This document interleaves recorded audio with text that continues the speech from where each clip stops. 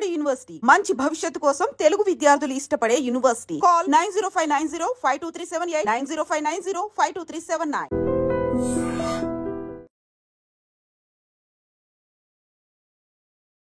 అందరికీ నమస్కారం. నేను Swaroopa Potlapalli. Welcome to trending topic.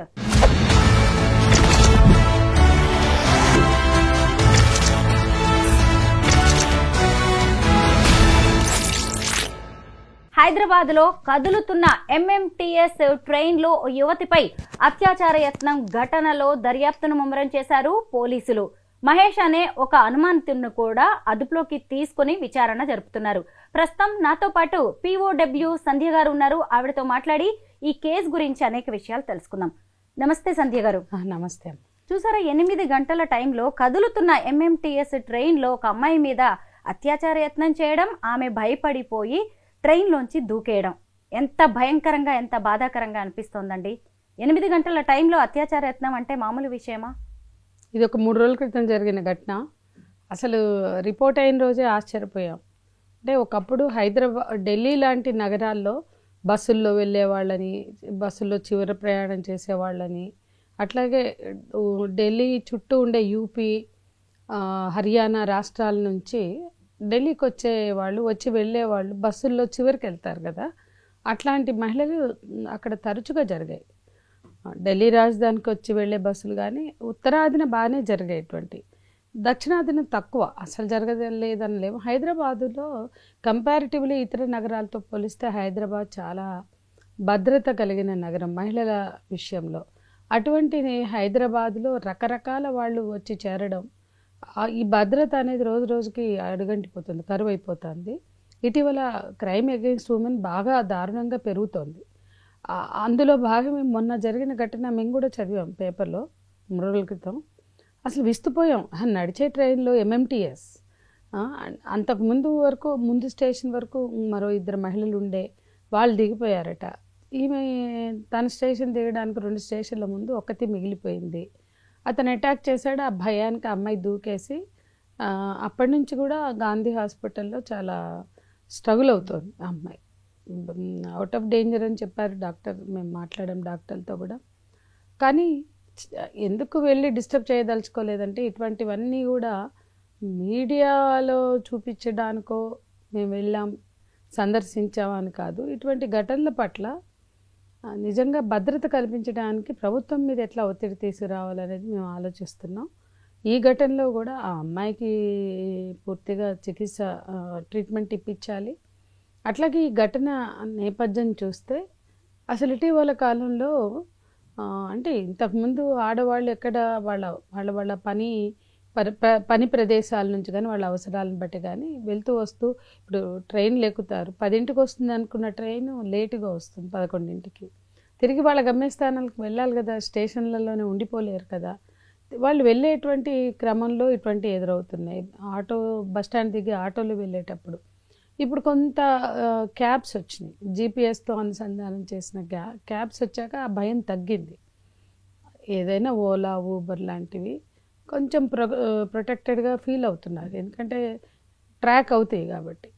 కానీ ఇట్లాంటి స్టేషన్లో ట్రైన్లో ఉన్న అమ్మాయికి ఏం ట్రాకింగ్ ఉంటుంది? ఆ అమ్మాయి కూడా ఇలా భయపడి భద్రత కరువై లైంగిక దాడిని ఎదుర్కొనే క్రమంలో అమ్మాయి దూకేసింది. ఇటువంటి ఘటనలు పునరావృతం అవుతూనే ఉన్నాయి, అడపాదడపా జరుగుతూనే ఉన్నాయి. దీనికి కారణం ఏంటి అని కనుక చూస్తే గంజాయి, విపరీతమైనటువంటి గంజాయి పెరిగింది. మీరు ఎంఎంటీఎస్ ట్రైన్లలో కావచ్చు, స్టేషన్స్లో, అసలు లకడికాపుల్ స్టేషన్లో కూడా ఈ గంజాయి వాళ్ళు చాలామంది, అంత నగరం నడిబొడ్డున పక్కన కలెక్టరేట్ ఉంటుంది, అసలు చాలా భయంకరంగా తాగుతూ కనపడతారు. గంజాయి, డ్రగ్స్ ప్రతి స్టేషన్లలో ఇటువంటి వాళ్ళు ఎక్కువ మంది ఉంటున్నారు, ముఖ్యంగా ఈ ఎంఎంటీఎస్ స్టేషన్లలో. అంతకుముందు ఆ వైట్నర్లు అవి పీల్చేవాళ్ళు, వాళ్ళందరూ గుంపులుగా ఉండేవాళ్ళు. అసలు ఎప్పుడన్నా ఊళ్ళకి వెళ్ళి నాంపల్లి ముందే లగడికప్పులు ఆగితే దిగి వెళ్ళిపోదాం అనుకుంటే స్టేషన్లో దిగడానికి భయం వేసేది, అంతమంది ఉండేవాళ్ళు ఇట్లా డ్రగ్ అడిక్ట్స్. అట్లా ఈ ఎంఎంటీఎస్ స్టేషన్లలో కానీ ట్రాక్స్ పొడుగునా కానీ ఆల్కహాలిక్స్ కానీ డ్రగ్ అడిక్ట్స్ కానీ గంజాయి, ముఖ్యంగా గంజాయి చాలా ఎక్కువైపోయింది నగరంలో. అంటే ఈ కేసులో ఎవరైతే అనుమానితుడు ఉన్నాడో మహేష్, అవును అతను డ్రగ్స్కి బానిస అయినట్టుగా తెలుస్తోంది, గంజాయికి బానిస అయినట్టుగా. అతని కుటుంబ నేపథ్యాన్ని కూడా మనం ఇక్కడ గమనించాలి. భార్య వదిలేసింది అతన్ని భరించలేక, తల్లిదండ్రులు లేరు, ఒంటరిగా ఇలాగ తిరుగుతూ ఆడవాళ్ళ మీద అత్యాచార యత్నాలు చేస్తున్నట్టుగా అయితే తెలుస్తోంది. అంటే ఇతను ఎంతకాలం నుంచి ఇట్లాంటివి చేస్తున్నాడో కానీ ఇప్పుడు అతని ప్రవర్తన, అతని బాధ్యత లేకుండా ఉండడం, ఈ రకమైనటువంటి సిచ్యువేషన్లోనే ఆ భార్య కూడా వదిలి వెళ్ళిపోయినట్లుంది. అసలు ఎవరూ లేకుండా ఎందుకు ఉంటారు? అతనికి పెళ్ళి అయిందంటే ఎవరో నిలబడి పూనుకొని పెళ్లి చేసే ఉంటారు, ఒకవేళ తల్లిదండ్రులు చనిపోయినా. కానీ అందరూ ఎందుకు వదిలేస్తారు అంటే వాళ్ళ తల్లిదండ్రులు లేని పిల్లలకు కూడా బంధువర్గం ఉంటుంది, స్నేహితులు ఉంటారు, వాళ్ళు నిలబడతారు. కానీ ఇతను ఆ డిసిప్లిన్ లేదు, గంజాయికి బానిస అయ్యాడు కాబట్టి బహుశా అతని బంధువర్గం కూడా వదిలేసి ఉంటుంది, అతని భార్య కూడా వదిలేసి ఉంటుంది. కానీ తాడు బొంగరం లేకుండా ఉన్నాం కాబట్టి, టికాణా లేని వాళ్ళం కాబట్టి ఏ అమ్మాయి కనపడినా మా ప్రాపర్టీ అనుకోవడానికి కుదరదు. రోడ్డు మీద ఒక కరెన్సీ నోటు కనపడితే అది మాదే అని తీసుకున్నట్లుగా, రోడ్డు మీద ఒంటరిగా ఆడపిల్ల కనపడితే ఆమె నాదే, నాకు సంబంధించిందే, నేను ఏమైనా చేయొచ్చు అనుకుంటే చాలా దారుణం. కట్టుకున్న భర్త అయినా లేకపోతే బాయ్ ఫ్రెండ్ అయినా నాదే అనుకుని అతను లైంగిక దాడి చేయడానికి వీల్లేదు. ఆమె ప్రాపర్టీ కాదు, ప్రాపర్టీ అవుట్లుక్తో చూస్తారు వాళ్ళు. నా గర్ల్ ఫ్రెండ్, నా వైఫ్, నేను ఎప్పుడు కోరుకున్నా నాకు అవైలబుల్గానే ఉండాలి, నాకు మూడు వచ్చినప్పుడల్లా ఆమె కోరిక తీర్చాలనే విధంగా ఉంటే తప్పు అని చట్టం చెప్తుంది. దాని మీదే బోళ్ళంత చర్చలు ఈ దేశ పార్లమెంటు ముందు, సుప్రీంకోర్టుల ముందు ఉన్నాయి. ఇవి ఇక అన్నౌన్ పర్సన్స్, చట్టమే చెప్తుంది అన్నౌన్ పర్సన్ ఆమె అంగీకారం లేకుండా ముట్టుకున్నా, కోరిక తీర్చమని కోరినా అది లైంగిక వేధింపులు అని అంటారు అని చట్టమే చెప్తుంది. అంటే బయట వ్యక్తులు, అన్నౌన్ అంటే ఆమె అంటే తన జీవితంలో ఉన్న ప్రియుడో భర్తో అయితే వాళ్ళకి రైట్ ఉందని వాళ్ళు ఫీల్ అవుతారు, కానీ ఆ రైట్ లేదు అనేది కూడా చాలా స్పష్టంగా ఉద్యమాలు డిమాండ్ చేసి చట్టాలు కూడా వచ్చాయి ఆ మేరకే. ఇక పూర్తిగా బయట వ్యక్తులు ఆమె అంగీకారం లేకుండా ముట్టుకున్నా, చూసినా, టచ్ చేసినా, కోరిక తీర్చమని కోరినా, ఇవన్నీ కూడా లైంగిక వేధింపులే. సో ఈ లైంగిక వేధింపులు నిరోధిస్తూ 97లో సుప్రీంకోర్టు గైడ్లైన్స్ వచ్చాయి, 2001లో దీని మీద డ్రైవ్ జరిగింది, 2013లో నిర్భయ చట్టం వచ్చింది. ఢిల్లీలో ఇదే కదా, ఢిల్లీలో కూడా బస్ స్టాప్లో నిలబడిన అమ్మాయి బాయ్ ఫ్రెండ్తో లేదా పోనీ తన స్నేహితుడితో, అతను ఎవరైనా కావచ్చు, లైఫ్ ఆఫ్ పై అనే సినిమాని ఫస్ట్ షో 6 గంటల షో చూసి ఇంటికి వెళ్ళడానికి 9 గంటలకి తన స్నేహితుడితో నిలబడినటువంటి నిర్భయ మీద కూడా ఇలాగే అత్యాచారం చేశారు. హైదరాబాద్ దిశ ఉంది, అభయ ఉంది, ఇప్పుడు ఆర్జీ గారి హాస్పిటల్లో నైట్ డ్యూటీ చేసిన అమ్మాయి, ఇట్లా చెప్పుకుంటూ పోతే దేశంలో ఎన్నో, మన హైదరాబాద్లో కూడా 2-3 జరిగాయి. అంటే ఇంకా చాలా జరిగాయి, 2-3 అని తగ్గించడానికి లేదు, దిశ అభయ కాకుండా ఇంకా చాలా జరిగాయి. కానీ ఈ ఘటనల పరంపర చూస్తే అంటే వీళ్ళు మద్యానికి మత్తుకో మద్యానికో గంజాయికో బానిసలై వీళ్ళకి ఏ అమ్మాయి కనపడినా నాకు అవైలబుల్ అనేటువంటి ఒక థాట్ ఏదైతే ఉందో, నేను ఆమెని అనుభవించవచ్చు.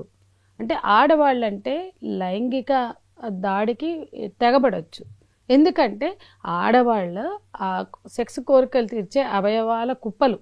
అంటే స్త్రీ శరీరము మగవాళ్ళ కోరికలు తీర్చేటువంటి ఒక ఆయుధం, లేదా మగవాళ్ళ కోరికలు తీర్చేటువంటి ఒక సాధనం ఆ స్త్రీ శరీరం. అందుకే మీరు చూడండి, ఎంత చదువుకున్న వాళ్ళైనా, ఎలాంటి సెక్షన్స్ అయినా, ఏ ప్లేసుల్లో అయినా ఆడవాళ్ళు ఎదుర్కొనేది వాళ్ళ బాడీతోటి ఐడెంటిఫై చేయడం. బాడీ షేమింగ్స్ ఉంటాయి, కలర్లు, హైట్లు, వెయిట్లు, అందాలు, చందాలు, అన్నిటికీ సంబంధించినటువంటి జడ్జిమెంట్స్ ఉంటాయి. అవతల వాళ్ళు ఎందుకు ఆ జడ్జిమెంట్స్ ఇస్తారు, ఎందుకు ఆడవాళ్ళ పట్ల అంత జడ్జిమెంటల్గా ఉంటారు అంటే వాళ్ళ క్యారెక్టర్ని పక్కకు పెట్టి, అంటే వాళ్ళ వ్యక్తిత్వం. నా దృష్టిలో క్యారెక్టర్ అంటే ప్రతి స్త్రీకి ఒక వ్యక్తిత్వం ఉంటుంది. ఆ వ్యక్తిత్వాన్ని గుర్తించకుండా ఆమె బాహ్య రూపాన్ని చుట్టూ ఎందుకు ఈ వ్యక్తీకరణలు వెలుబుచ్చుతారు, ఎందుకు ఎక్స్ప్రెస్ చేస్తారు అంటే ఓవరాల్గా స్త్రీని సెక్స్ ఆబ్జెక్ట్గా చూస్తారు. సో ఈ సెక్స్ ఆబ్జెక్ట్గా చూడడం తప్పు అని ఈ దేశంలో ఇంతవరకు ఎవ్వరూ కూడా ఖండించాల. చట్టాలు ఉన్నాయి, మా అలాంటి మహిళా సంఘాలు మహిళా ఉద్యమాల దశాబ్దాల మహిళా ఉద్యమాల పోరాటంతో వచ్చిన చట్టాలు తప్ప వాళ్ళు ఈ దేశంలో ఉన్న చట్టాలన్నీ మహిళా ఉద్యమాలు దశాబ్దాల పోరాటంతో లైంగిక వేధింపుల పట్ల కానీ, లైంగిక దాడి పట్ల కానీ, లైంగిక అత్యాచారం పట్ల కానీ పోరాడి సాధించుకున్న చట్టాలే. ఎందుకంటే పురాణ కాలం నుంచి కూడా నచ్చిన అమ్మాయిని అనుభవించవచ్చు అనే కాన్సెప్ట్ భారతదేశంలో ఉంది. ఊరికే మాట్లాడతారు, దేవతగా చూస్తాం, పూజిస్తాం, గుర్తిస్తాం, గౌరవిస్తాం అని ఏం లేదు. పురాణ కాలం నుంచి ఆడవాళ్ళని ప్రబంధ కన్యలుగానే చూశారు. ఆడవాళ్ళని లైంగిక కోరికల్ని ప్రేరేపించే సాధనాలుగానే చూశారు. ఆడవాళ్ళ చుట్టూ వాళ్ళ వర్ణనలు కానీ, వాళ్ళ వ్యక్తీకరణలు కానీ, ఆడవాళ్ళ సౌందర్యం కానీ మొత్తం కూడా లైంగిక కోరికలు తీర్చేటువంటి సాధనాలుగానే స్త్రీలను చిత్రీకరించారు. మొత్తం ప్రబంధ కావ్యాల చుట్టూ పురాణ గ్రంథాలు, ప్రబంధ కావ్యాలు అవి ఈరోజు మార్కెట్ సంస్కృతి ఇంకా తోడై ఇంకా నేకడ్గా ఆడవాళ్ళని నిప్పి చూపిస్తున్నట్లుగా, ఏదో పెనంలోంచి పొయ్యిలో పడ్డట్టుగా ఇంకా డిగ్రేడేషన్, ఇంకా కామోడిఫికేషన్ వస్తువులుగా మార్చారు ఆడవాళ్ళని. ఇంకా పెరిగింది. పోర్న్ సైట్స్ వచ్చి చేతిలో పడ్డాయి. ప్రతి వాడికి స్మార్ట్ ఫోన్, అప్పు చేసైనా స్మార్ట్ ఫోన్ కొంటాడు. స్మార్ట్ ఫోన్ నిండా అడగకుండానే వచ్చి పడుతుంది పోర్న్. కాబట్టి ఆల్రెడీ బుర్రలో ఒక బూజు ఉంది, ఒక ఫ్యూడల్ కల్చర్ ఉంది. ఆడవాళ్ళని కేవలం లైంగిక వస్తువులుగా చూడడం లేదా ప్రాపర్టీ అవుట్లుక్తో చూడడం. ఈ బూజుకు తోడు ఈ కామోడిఫికేషన్, ఇంకా చాలా ఎక్స్ప్లాయిటెడ్గా వస్తున్నటువంటి ఈ చిత్రీకరణలు, ఈ రెండు కలిసి భారతదేశంలో స్త్రీల గౌరవం కోల్పోవడం, వాళ్ళ హింసని తీవ్రంగా ఎదుర్కోవడం అనేది కారణం. ఎంత పటిష్టమైన పోలీసు వ్యవస్థ ఉన్నా కానీ, ఎన్ని చట్టాలు తీసుకొస్తున్నా ఈ లైంగిక హింసని, అత్యాచార ఘటనలను ఎందుకు ఆపలేకపోతున్నామంటారు? ఇప్పుడు మీరే చెప్పారు, పటిష్టమైన చట్టాలు, పోరాడి తెచ్చుకున్న పటిష్టమైన చట్టాలు. ఈ దేశంలో ఇందిరాగాంధీ 18 ఏళ్ళు ప్రధానమంత్రిగా ఉన్న ఆమె కూడా పాపం ఏం చేయలేకపోయింది, చట్టం కూడా. కానీ మహిళా ఉద్యమాలు దశాబ్దాలుగా పోరాడి ఒక్కొక్క చట్టం తెచ్చుకున్నాయి. ఆ చట్టాలు అమలు చేయడానికి ప్రభుత్వాలకు చిత్తశుద్ధి లేదు. ఆ చట్టాలని పట్టించుకునే పరిస్థితి పాలకులకు లేదు.